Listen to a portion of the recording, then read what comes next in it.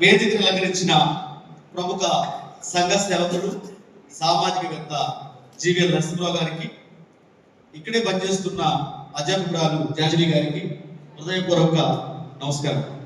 మీ అందరికీ శుభాశిస్సులు. ఉపన్యాసం చేయడానికి ముందు రాలేదు. నేను డాక్టర్ కాదు, డాక్టరేట్ ఇంజనీర్. ఓకే, మీరందరూ డాక్టర్స్ దగ్గరగా ఉన్నారు. అంటే మీరు డాక్టర్స్ కాదు కానీ మీరు కూడా డాక్టర్స్ సమానం, అంతే కదా. ముందుగా మీ అందరికీ ఈ యొక్క ఫీల్డ్లోకి రావడానికి నిర్ణయం తీసుకున్నందుకు మీ అందరికీ అభినందనలు తెలియజేస్తాం. ఎందువల్లంటే అనేక ప్రొఫెషన్స్ ఉంటాయి, అవి జీవించడం కోసం, సంపాదించుకోవడం కోసం. కానీ వైద్య వృత్తికి సంబంధించిన ఏ శాఖ తీసుకున్నా కూడా సమాజాన్ని ఆరోగ్యంగా ఉండడం కోసం డెసిషన్ తీసుకుంటారు. అది మనసుతో, అదేవిధంగా ఈ దేశం మీద ఒక ప్రేమతో, ఒక బాధ్యతతో తీసుకునే వృత్తి. లేదు కాదు మేము జీతం కోసం అంటే ఈ రంగంలో సక్సెస్ కాలేదు. Is it or not? కరెక్టేనా? ఓకే, ఇప్పుడు మీరు ఇంటర్మీడియట్ అయిపోయిన తర్వాత ఈ కోర్సులోకి వచ్చారా? మీరు అది బీఫార్మసీనా?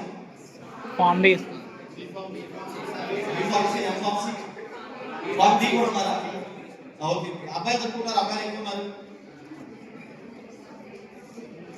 అంటే తక్కువ సీట్స్ ఉంటాయి అబ్బాయిలకి. ఒక చెప్పండి ఎవరైనా. ఇది ఇంట్రాక్షన్. ఇదే మా గురించి మీరు తెలుసుకోవాలి, మేము చేసే యాక్టివిటీస్ గురించి మీరు తెలుసుకోవాలి, మీ గురించి మేము తెలుసుకోవాలి. ఇప్పుడు అనేక ప్లేసెస్కి వెళ్ళి మేము ఆలోచనలు వాటితో షేర్ చేసుకుంటాం. ఆ సందర్భం మాకు అవగాహన కావాలి కదా, దానికోసం చెప్తున్నాను. ఈరోజు స్పెషల్ గురించి అబ్బాయిల గురించి ఎవరు చెప్తారు? ఒక 2 minutes అక్కడ నిలబడి చెప్పాలి. మీకు మీరే సెల్ఫ్గా లేచి చెప్తే పర్లేదు, లేదంటే నేనే పిలుస్తాను. అబ్బాయిలు ఎవరు చెప్తారు? హ్యాండ్ రైజ్ చేయండి. ఈరోజు మేము ఎందుకు వచ్చాము అక్కడికి అంటే ఇంటరాక్షన్. ఎవరు మీలో మీరు మాట్లాడుకోమాకండి, ఎవరైతే మాట్లాడుతున్నారు ఇక్కడ రెండు మాట్లాడవచ్చు. అంటే ఎందుకు మీతో ఇంటరాక్ట్ అవుతున్నాం అంటే, ఈ రోజున ఎంఫార్మసీ చేసినా, ఫార్మ్ డి చేసినా, ఎంబీబీఎస్ చేసినా, ఎండి చేసినా, డిఎం చేసినా, ఎంటెక్ చేసినా, ఎంబీఏ పెద్ద చదివినా కూడా కమ్యూనికేషన్ స్కిల్స్ అనేవి లోపిస్తూ ఉన్నాయి, లీడర్షిప్ క్వాలిటీస్ అనేవి తగ్గిపోతూ ఉన్నాయి అనేది స్పష్టంగా స్పష్టమవుతా ఉంది. Leadership main. ఒక దేశం అభివృద్ధిలో నడవాలన్నా, ప్రపంచ దేశాల్లో అగ్రగామంలో ఈ దేశం నిలవాలన్నా, ప్రపంచ దేశాల్లో ఈ దేశం మంచి పేరు ప్రఖ్యాతి తీసుకురావాలన్నా కూడా ఆ దేశంలో ఉండే ఎవరైతే యంగ్స్టర్స్ ఉంటారో వారి ప్రతిభా పాఠవాల మీద, వారు నిద్ర లేచిన తర్వాత నిద్రపోయే వరకు ఏ యాక్టివిటీలో ఉంటున్నారో సరి చేస్తే ఆ దేశం యొక్క ప్రగతి, ఆ దేశం యొక్క భవిష్యత్తు తెలుస్తుంది. మీరందరూ చాలా మంది అనుకుంటా ఉంటారు మేము కేవలం స్టూడెంట్స్ అని చెప్పేసి. అంటే ఈనాటి విద్యార్థులు రేపటి పౌరులు అని చెప్పేసి సర్వసాధారణంగా మనం వింటూ ఉంటాం. కానీ అంతకు మించి ఏంటంటే, మీరు ఈ దేశానికి భవిష్యత్తు, ఈ దేశానికి మీరు అవసరం. మీకు దేశం అవసరం అవ్వచ్చు, అవ్వకపోవచ్చు, కానీ ఈ దేశానికి మీరు అవసరం. ఎందుకంటే మనది యంగ్ ఇండియా. మీరు కొన్ని దేశాలు చూసుకుంటే, చైనా చూసుకున్నట్లయితే అది ఓల్డ్ కంట్రీ. కాబట్టి ఇక్కడ ఈ దేశంలో హ్యూమన్ రిసోర్సెస్ అనేవి ఎఫెక్టివ్గా ఉన్నాయి. దానికి తగ్గట్టుగా న్యాచురల్ రిసోర్సెస్ ఉన్నాయి. ఈ హ్యూమన్ రిసోర్సెస్ న్యాచురల్ రిసోర్సెస్ని ధనంగా మార్చాలి, ప్రగతి రూపంలోకి తీసుకురావాలి. అంటే ఈ దేశ అభివృద్ధిలోకి వాటిని వినియోగించగలగాలి. చేయాలంటే ట్యాక్ట్ఫుల్గా ఉండాలి, సమర్థవంతంగా అంటే ఎఫిషియెంట్గా ఉండాలి. అంటే మనం నేర్చుకున్న దాన్ని అదొక ఇన్పుట్గా భావిస్తే అవుట్పుట్గా రిజల్ట్ రావాలి. ఆ రిజల్ట్ అనేది ఈ దేశాన్ని, ఈ దేశ సంపదను పెంచే విధంగా ఉండాలి. ఫర్ ఎగ్జాంపుల్, మీరు ఫార్మాస్యూటికల్ రంగంలో ఉన్నారు, ఇప్పుడు మీరందరూ విద్యార్థులుగా ఉన్నారు. అంటే ఈ రంగం నుంచి ఎన్నో ఇన్నోవేషన్స్ రావాలి. అంటే ఇప్పటికి కూడా కొన్ని వేల రకాల రోగాలు, జబ్బులు అని ఏదైతే అనుకుంటాం మనము, అవి ఐడెంటిఫై చేయాలి. అంటే వాటికి పేరు కూడా పెట్టలేదు. అంటే ఇక్కడ ఉండే జబ్బులు, రోగాలు ఏవైతే వస్తున్నాయో కారణంగా వీటిని కనిపెట్టలేదు. అంటే రోగాలు ఏమున్నాయో వాటిని కనిపెట్టగలగాలి, వాటికి మందు కూడా కనిపెట్టాలి. అంటే మీరు చాలా ఒక కీలకమైన పాత్రని పోషించే రంగంలో మీరు ఉన్నారు. కాబట్టి ఈ సందర్భంగా మీ అందరినీ మీ కరతాళంతో మిమ్మల్ని అభినందించవలసి కోరుతామన్నా. సౌండ్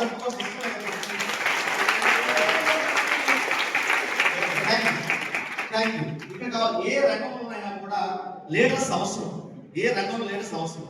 కాబట్టి ఆ లీడర్షిప్ అనేది దేశానికి కావాలి. ఫార్మాస్యూటికల్ రంగంలో కొంతమంది ఏమనుకుంటారంటే ఈ కోర్స్ ని కంప్లీట్ చేసిన తర్వాత మేము బయటకు వెళ్ళిపోయి ఉద్యోగాలు చేసుకుంటారు. కొంతమంది for example Shantha biotic lab ఉంది, మీకు వరప్రసాద్ గారు ఉన్నారు, రెడ్డిస్ ల్యాబ్, ఇలా రకరకాలు. మాకంటే ఆ పేరు మీకు తెలుసు. కొంతమంది ఈ ల్యాబ్స్ ఎస్టాబ్లిష్ చేయాలి అంటే ఒక ఇండస్ట్రియల్ రంగంలో వెళ్ళాలి, కొత్త కొత్త మందులు కనిపెట్టాలి, వేరే దేశం వెళ్ళి ఈ ఫార్మాస్యూటికల్ సంబంధించిన కొత్త కొత్త చదువులు చదవాలి, అడ్వాన్స్ స్టడీస్ ని నేర్చుకోవాలి అనేది ఉంటుందన్నమాట. అంటే ఈ రకంగా మీరు థింక్ చేయాలి. నేను మీరు అందరూ కూడా ఎలిమెంటరీ పీపుల్ అనుకుంటున్నాను. జనరల్ గా అంటే ఒక ప్రొఫెషన్, అంటే మెడికల్ ప్రొఫెషన్ ఒక భాగం కాబట్టి జనరల్ గా తక్కువ చదివేవాళ్ళు లేకపోతే ఇంట్రెస్ట్ లేని వాళ్ళు ఎస్సీసీలో ఎంబీసీలో జాయిన్ అవుతారు, ఆర్ట్స్ గ్రూప్లో జాయిన్ అవుతారు అనేది ఒక ప్రతీక. కానీ మీరు ఇటువైపు వచ్చారంటే అంటే మెడిసిన్ కానీ ఇంజనీరింగ్ కానీ లేకపోతే లీగల్ అంటే జ్యుడిషియల్ వెళ్ళేటప్పుడు అంటే అడ్వకేట్ చదవడం, ఎల్ఎల్బి బిఎం చదవడం, ఆ తర్వాత ఇంటికి వస్తూ ఉంటారు, ఫార్మసీ వస్తూ ఉంటారు. కాబట్టి మీరు అందరూ కూడా ఎలివేటెడ్.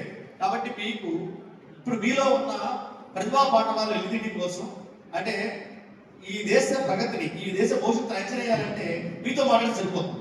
అందుకే ఇంటరాక్ట్ అవ్వాలని చెప్పేసి నేను మీ ముందు రావడం జరిగింది. అంటే ఈ రోజు స్పెషల్ ఏంటి అంటే ఏ రంగంలో ఏ స్థాయిలో వెళ్ళినా కూడా మనకి బేస్ అంటూ ఉండాలి. అంటే మనం ఎక్కడికి వెళ్ళినా ఏం చేసినా కూడా భూమి మీద రావాల్సిందే, మళ్ళీ ఇంట్లోకి వెళ్ళాల్సిందే, అమ్మని అమ్మాల్సిందే, నాన్న అనాల్సిందే, అంతే కదా. అంటే బేసిక్స్ అనేవి మర్చిపోకూడదు. ఓకే, ఇప్పుడు ఈ రోజు స్పెషల్ ఏంటో అబ్బాయిలతో చెప్పాలి. చెప్పాలి నువ్వే ఎంత చూసుకో, నువ్వే అంటే ఎప్పుడెప్పుడు నాకు అవకాశం వస్తుందని ఎదురు చూడాలి. రేపు మీరు అవకాశాన్ని అందిపుచ్చుకోవాలి.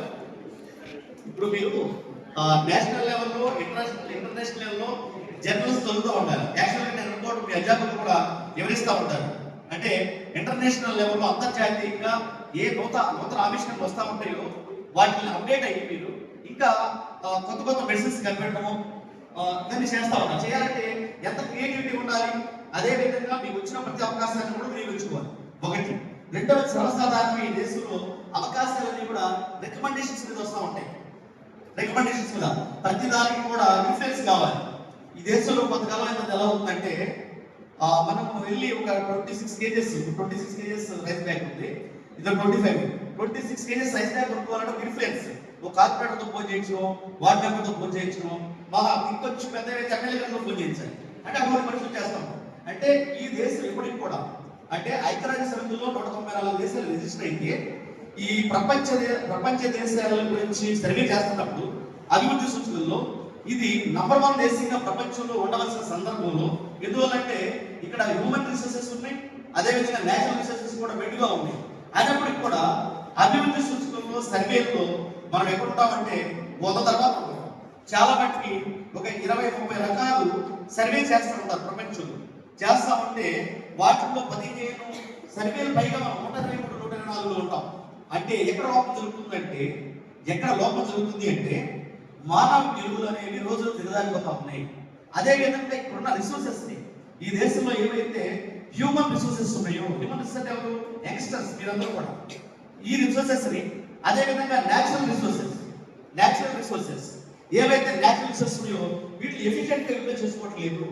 ఎందుకు చేసుకోవట్లేదు అంటే పాలనా రంగం ఒకటి కారణం కావచ్చు, కొంతమంది రాజకీయ కారణం కావచ్చు, కొంత జ్యుడిషియల్ వ్యవస్థ కావచ్చు. అంటే మన 4 పిల్లర్స్ కాబట్టి ఇలా ఎగ్జిక్యూటివ్ ఆఫీసర్స్ కావచ్చు, ఇలా అనేక రకాలైన కారణాలు ఉన్నాయి. అంటే వీటినన్నింటినీ కూడా డీల్ చేసుకుంటూ ఈ దేశాన్ని రాబోయే రోజుల్లో ప్రపంచ దేశాల్లో నంబర్ 1 గా తీర్చిదిద్దాలంటే సెల్ఫ్ మోటివ్ అంటే మనలో ఉన్న శక్తి సామర్థ్యాన్ని, ప్రతిభా పాఠవాల్ని వెలికి తీసుకోవాల్సిన బాధ్యత మన మీద కూడా ఉంది.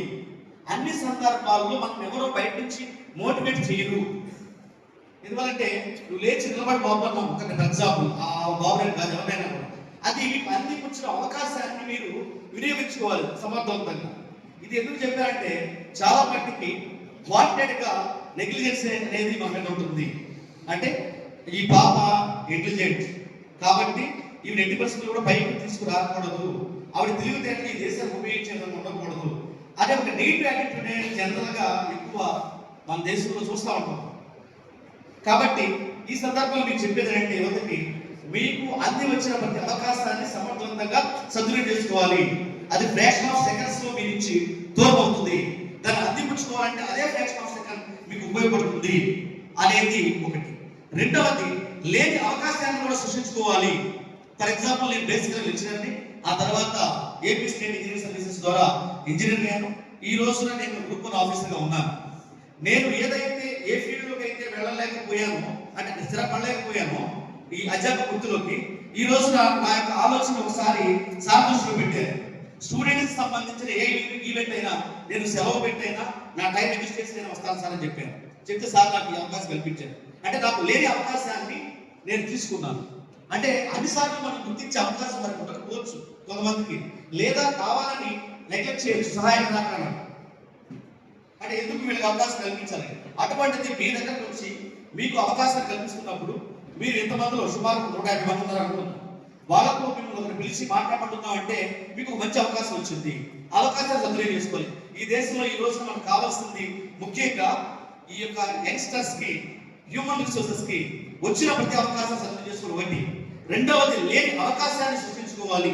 అదేవిధంగా క్రియేటివిటీ, సృజనాత్మకత, అంటే మనం ఎప్పుడు కూడా మన మైండ్ పనిచేస్తూ ఉండాలి. కాబట్టి ఈ బాబు లేచుతాడు. బాబు లేదు, నువ్వే నువ్వేనా బాబు, నువ్వే లేదు. అసలు ఎనకుండా వెళ్ళాలి, అవకాశం రాసుకోవాలి. చెప్పు, ఈరోజు మేము ఎందుకు వచ్చాం అక్కడికి? నాటకంలో అడుగుతారు. ఈరోజు మేము ఎందుకు వచ్చాం అక్కడికి?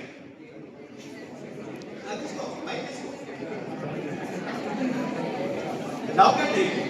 కమ్యూనికేషన్ స్కిల్స్ అవసరం. మీరు బాగా చెప్పారు, మీకు 198 మార్క్స్ తెలిసింది. ఇంటర్వ్యూ పిలిచారు మిమ్మల్ని. ఇంటర్వ్యూ బోర్డు మెంబర్స్ ఉంటారు, చైర్మన్ గారు ఉంటారు, అదే ఒక సైకాలజిస్ట్ ఉంటారు, అదేవిధంగా మీ ప్రొఫెషన్ సంబంధించిన ఎక్స్పర్ట్స్ ఉంటారు. వారిని ఇంటర్వ్యూ చేస్తారు. ఒకరు బయోడేటాకి 50 మార్క్స్ ఉంటాయి, లోపలనే 50 మార్క్స్ సెలెక్ట్ చేయాలి. 50 మార్క్స్ 5 మార్క్స్ బయోడేటాకి ఉంటాయి. ఓకేనా? ఆ తర్వాత ఒక 10 మార్క్స్ ఎలా ఉంటుందంటే మీ బాడీ లాంగ్వేజ్, మీరు ఎలా నిలబడ్డారు, ఆ రూమ్ లోకి ఎలా ఎంటర్ అయ్యారు, మీరు అడిగిన క్వశ్చన్స్ కి ఏ విధంగా సమాధానం చెప్తున్నారు, ఏ సమాధానం చెప్తున్నారు కాదు, ఏ విధంగా సమాధానం చెప్తున్నారు, అంటే నీతిగా నిజాయితీ చెప్తున్నారా, లేకపోతే అక్కడ ఉన్న ఇంటర్వ్యూ మెంబర్స్ ని మోసం చేస్తా ఉన్నారా, తెలిసి తెలియక మీరు సమాధానం చెప్తా ఉన్నారా? అది కాదు. బాగా చెప్పమ్మా, ఈరోజు మేము ఎందుకు వచ్చాం అక్కడికి? చెప్పు.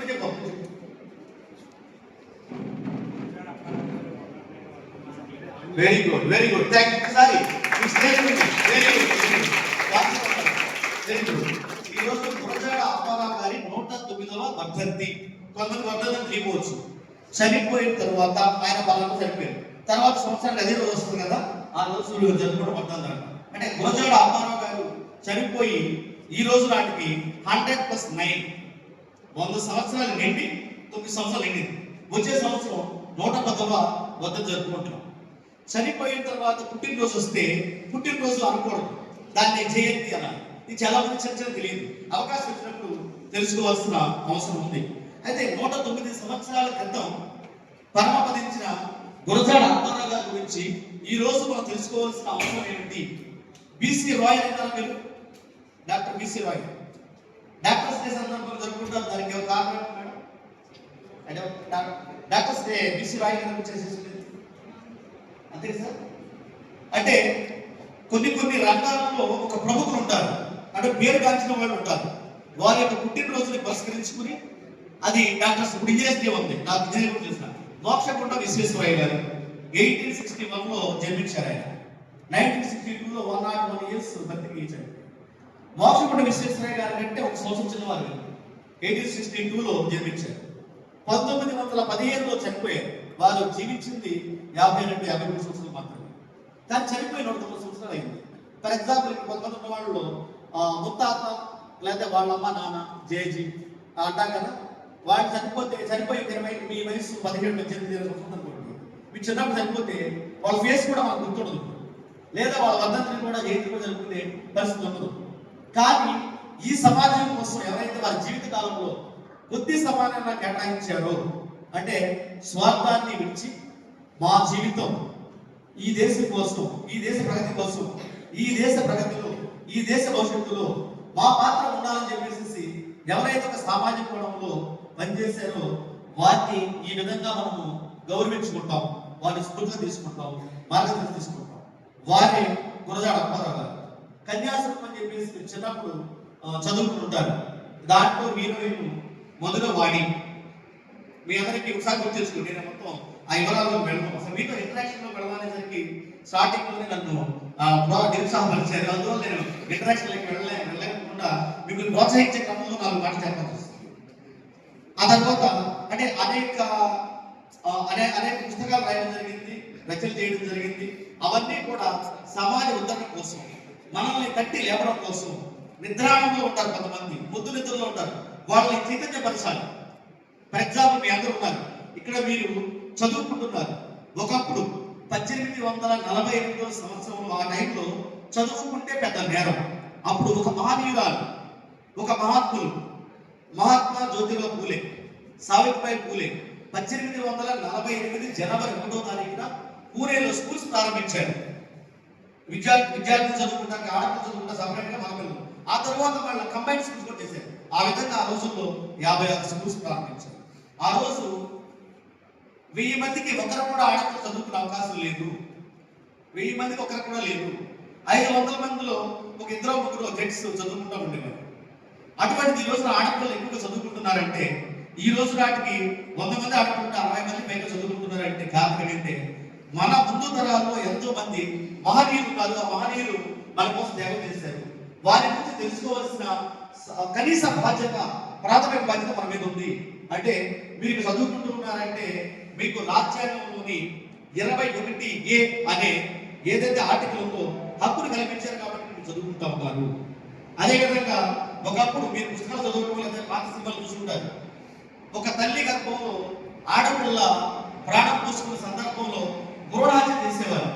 అంటే ఆ బిడ్డ, ఆడబిడ్డ కడుపులోంచి బయటకు రాకముందే ఆ కడుపులోనే రకరకాల తెలివైన మందులు పెడతా ఉంటారు. తెలివైన ఆ మందులు కనిపెట్టి ఆ మందులు చంపేస్తూ ఉంటారు, లేకపోతే కొంత ఇంజక్షన్ చేస్తూ ఉంటారు. దయచేసి ఎవరికైనా నష్టం కలిగేది మనం కనిపెట్టకూడదు. అది రక్షణ కోసం కనిపెట్టాలి. ఇప్పుడు అణుబాంబు కనిపెట్టారు, అణుబాంబు రక్షణ కోసం కనిపెట్టి అది విధ్వంసం కోసం అవుతుంది. చూస్తున్నారుగా రష్యా, ఉక్రెయిన్, అటు ఇజ్రాయిల్ అన్ని చూస్తున్నారుగా. అప్డేట్ గా ఉండాలి. మీరు అందరూ కూడా ప్రతిరోజు కూడా ఈ దేశం గురించి, ప్రపంచం తెలుసుకుంటూ ఉండాలి. అదేవిధంగా మన గురించి మనం తెలుసుకోవాలి. దాంతో పాటు మీ పాఠ్య పుస్తకాలతో పాటు మీ వృత్తి సంబంధమైన, మీ చదువుకు సంబంధమైన పుస్తకాలతో పాటు మీరు చదవలసింది ఏంటంటే సమాజాన్ని కూడా పరిశీలించాలి. కొంతమంది యంగ్స్టర్స్ ఉన్నారు, వాళ్ళకి బయట అన్యాయం జరుగుతుంది. చదువులు అయిపోయిన తర్వాత వాళ్ళు ఎలా తయారైపోతారు? పిల్లల్లా తయారైపోతారు. ఏమంటారండి, సమాజం మాకు దోహం చేసేసింది అంటారు. అంటే సమాజాన్ని పరిశీలిస్తే సమాజంలో మంచి ఉంది, చెడు ఉంది. చెడును తగ్గిస్తూ మంచిని పెంచుకుంటూ వెళ్ళాలి. ఇటువంటి నేను ఏదైతే మాట్లాడానో నా మాటల్లో గురజాడ అప్పారావు గారు ఈ సమాజానికి ఏం చేశారో, దేశమును ప్రేమించమన్నా, మంచిని పెంచుమన్నా, పాడి పంటల్ని వర్ధలు చేయాలి ఎక్కువ, అదేవిధంగా ఉత్పత్తులు ఎక్కువ సృష్టించండి, వాటిని ఎక్స్పోర్ట్ చేయండి, ఎగుమతులు చేయండి. తర్వాత దేశం అంటే మట్టి కాదు మనుషులు, అదేవిధంగా తిండి గలవాడే కట్టగలవాడు. ఇవన్నీ ఉన్నాయి కదా, ఇవన్నీ చాలా చిన్నగా ఉంటాయి అన్నమాట. అర్థం చేసుకోవాల్సిన అవసరం ఉంది. అంటే మీరు ఏ రంగంలో ఉన్నా, ఏ స్థాయిలో ఉన్నా కూడా మనకి మానవ విలువలు బేసిక్స్ మర్చిపోకూడదు. అదేవిధంగా ఇందాక పిల్లలు వచ్చి, మీ తోటి విద్యార్థులు వచ్చి చక్కగా గీతాలు ఆలపించారు. ఆ గీత ఆలాపనలో అనేక మంచి విషయాలు ఉన్నాయి. చిన్న పదాలు ఉన్నాయి. అవన్నీ కూడా మీరు ఆ పదాలని పట్టుకోవాలి, ఆ పదాల మీద ఆలోచించాలి. ఈ రోజు ఆ మహనీయుడికి ఘన నివాళులు అర్పించాలని ఎంతమంది ఒకసారి చేయలేమంటే చేతులు లేమంటే. అదే కాదు కదా, గురజాడ అప్పారావు గారు ఈ దేశానికి చేసిన సేవలు ఏవైతే ఉన్నాయో, అంటే మనందరినీ చైతన్యపరిచారు కాబట్టి వారికి ఘన నివాళులు, ట్రిబ్యూట్స్, ఘన నివాళులు అర్పించాలని కూడా ఒకసారి మీ రైట్ హ్యాండ్ రైజ్ చేయండి. వద్దనుకున్న వాళ్ళు ఎంత వస్తారు. Okay, very good, thank you. అయితే మీరు ఏం చేయాలి, ఈ రోజు ఇంటికి వెళ్ళిన తర్వాత లేదా కొంత ఆశ్వాసం ఉంటుంది కదా, యాక్చువల్ గా మనందరం కూడా అందరం కూడా ఫోన్ తీసుకుని చక్కగా కాస్త ఇంట్రెస్ట్ గా ఉన్నాయని చూస్తాం వీడియోస్ అని. ఈ రోజుకి గురజాడ అప్పారావు జీవిత చరిత్ర అనేది చెప్పండి. దయచేసి చూడండి, వాచ్ చేయండి, వాచ్ చేసి మీకు తెలుస్తుంది. ఓకే, ఇప్పుడు ఆడపిల్లల నుంచి ఒకరు ఎవరు లేస్తారో ఈ రోజు స్పెషల్ గురించి 2 నిమిషాలు వచ్చి మాట్లాడాలి.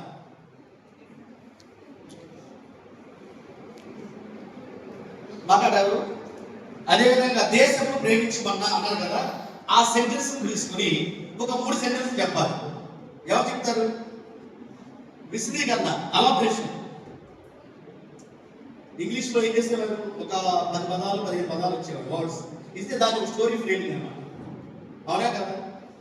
అంటే ఆ థింకింగ్ లెవెల్స్ ఉండాలి. ఎవరు చెప్తారు? ఆడపిల్లల నుంచి ఒకరు నేను లేచి దేశమును ప్రేమించమన్నా అని గురజాడ అప్పారావు చెప్పారు. కాబట్టి ఆ విషయాన్ని నేను మీకు ఎక్స్ప్లెయిన్ చేస్తాను. అక్కడ మాట్లాడే పర్లేదు, లేకపోతే నేను ఇది అడుగుతాను. సార్ ఇక్కడ ఏం ఆలోచించలే కదా ఒకసారి. అంటే ఇది మహోన్నతమైన అవకాశం మళ్ళీ మళ్ళీ రావాలని రాదు. ఈ రోజు ఆ మహనీయుడు గురజాడ అప్పారావు గారి వల్ల మనకు వచ్చింది. ఓకేనా? అది చెప్పండి. నువ్వేనమ్మా ఒక రైట్ మంచి అవకాశం వచ్చింది. 2 minutes టైం లేదు. మా బాబు మన వెళ్ళాక స్కూల్ నుంచి తీసుకెళ్ళి ఇంట్లో తింపాలి. సిఆర్ అంటే చదువు మా బాబు 9th క్లాస్.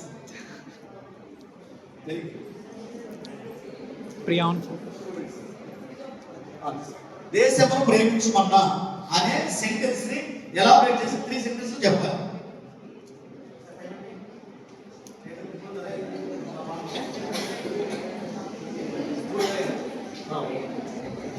తర్వాత అబ్బాయిలో చూడకూడదు.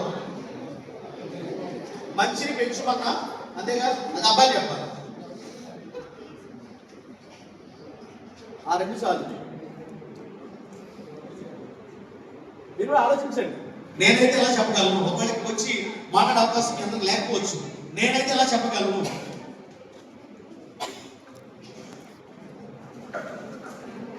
ఒకసారి మీ స్నేహితురాలని మీ గంటలతో స్వాగతించండి.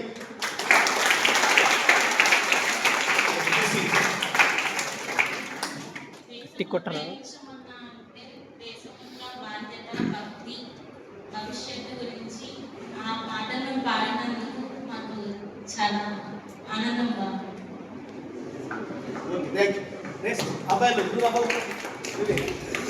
మంచిని పెంచుకున్నా అనివే ఈరోజు స్పెషల్ గా ఉండాలి మీకు. ఇది క్లాస్ కాదు కదా, అట్రాక్షన్ ఉంటుంది. దేశం ప్రేమించమన్నా మంచిని చెప్పండి. అంటే మంచి ఒక సెంటెన్స్ 3 సెంటెన్స్ చెప్తాను.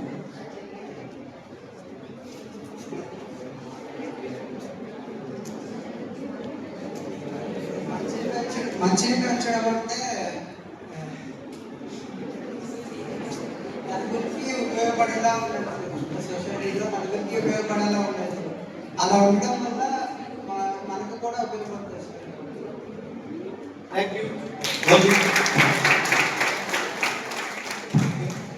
దేశంలో ప్రేమించమన్నా అంటే మొదటి స్టెప్ ఏంటంటే చాలా మంది గందరగోళానికి ఆందోళనకు వెళ్ళిపోతూ ఉంటారు. అసలు మనల్ని మనం సమర్థించుకోవడమే ఒక దేశభక్తి. అంటే మనమంటూ కరెక్ట్ గా ఉంటే, మనమంటూ ఉత్తమైన తోడుగా ఉంటే అదే దేశానికి మనం అందించే ఒక ప్రయోజనకరమైన అంశం. అవునా కదా? ఇప్పుడు నేను మంచివాడు కాదు. ఫర్ ఎగ్జాంపుల్ నేను తాగేసి జోలం ఆడదా వ్యవస్థ రోడ్డు మీద, నేను ఈ దేశానికి ఉపయోగం ఉందా? ఎవరికి ఉపయోగం? నేను కొంత నేర్చుకుని ఈ రోజు చెప్తున్నానంటే దేశాన్ని ప్రేమించడంలో ఇది ఒక భాగమా కాదా? అసలు మీరు విద్యార్థులుగా సమయపాలన అంటే ఉదయం 4:30, 5 లేకపోతే 5:30, 6 లేదా early morning 10 o'clock early morning 9 o'clock. Early morning 10 o'clock లేచేది త్వరగా చదువుతాడు. 8 o'clock very good. 7 o'clock okay. 6 o'clock 5 o'clock okay, very good.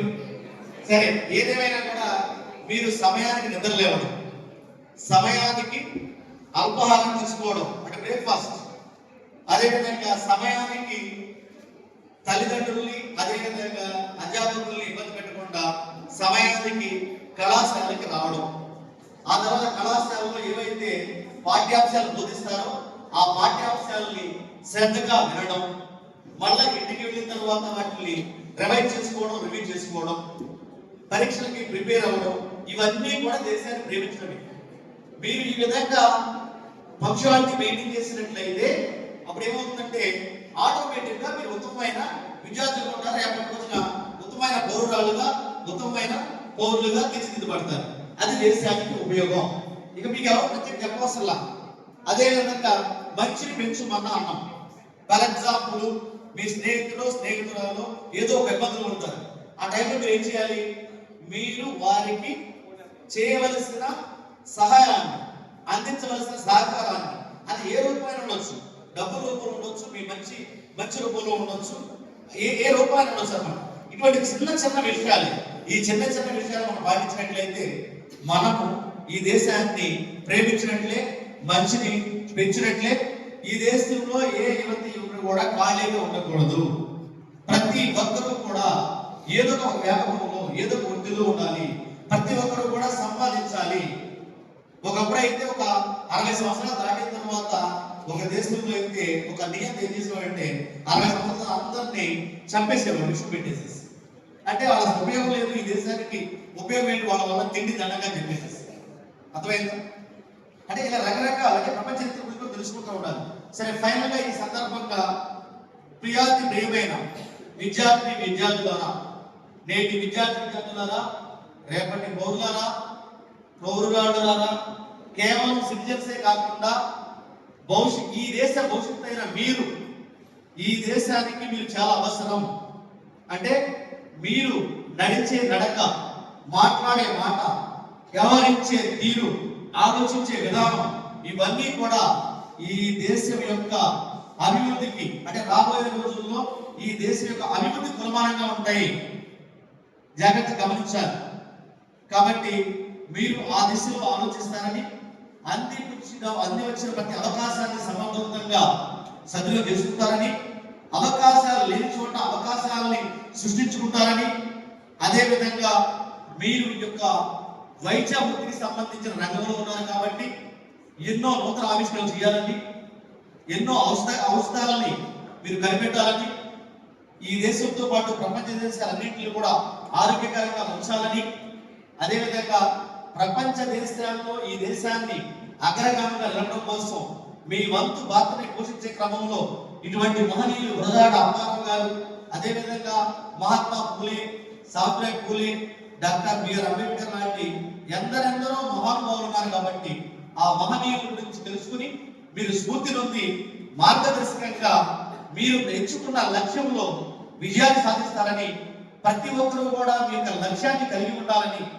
ఎవరికైతే లక్ష్యం లేదో ఆ లక్ష్యాన్ని నిర్దేశించుకోవాలని, మీ ఊపిరిలాగా, మీ రక్త ప్రసరణలాగా, మీ గుండె చప్పుడులాగా మీరు ఏర్పరచుకున్న లక్ష్యాన్ని ప్రతిక్షణం కూడా గుర్తు చేసుకుంటూ ఆ లక్ష్యాన్ని సాధించడం కోసం నిరంతరం మీరు పాటుపడతారని, మీరు మంచి పేరు తీసుకొస్తారని, మీ తల్లిదండ్రులు మంచి పేరు తీసుకొస్తూ, మీ కళాశాలకి మంచి పేరు తీసుకొస్తారని, మీ అధ్యాపకులు కూడా మంచి పేరు తీసుకొస్తారని, ప్రపంచ దేశాలలో మనం ఎక్కడికి వెళ్ళినా కూడా భారతీయులు అంటే వీరు, ఇండియన్స్ అంటే వీరు అని ఒక గొప్ప చరిత్ర సృష్టించే విధంగా మీరు ఉంటారని చెప్పేసి ఆశిస్తూ, ఆకాంక్షిస్తూ, అభిలాషిస్తూ ఈ మహోన్నతమైన అవకాశాన్ని కల్పించిన ఈ కళాశాల యాజమాన్య వారికి, ప్రిన్సిపల్ గారు నరేంద్ర గారికి, జాతీయ మేడం గారికి, ఇక్కడ సహాయ సహకారాలు అందించిన వారికి, పెద్దలు నరసింహరావు గారికి, ఎంతసేపు మీరు విన్నందుకు మీకు నమస్కారాలు, ధన్యవాదాలు. Thank you very much. జై భీమ్.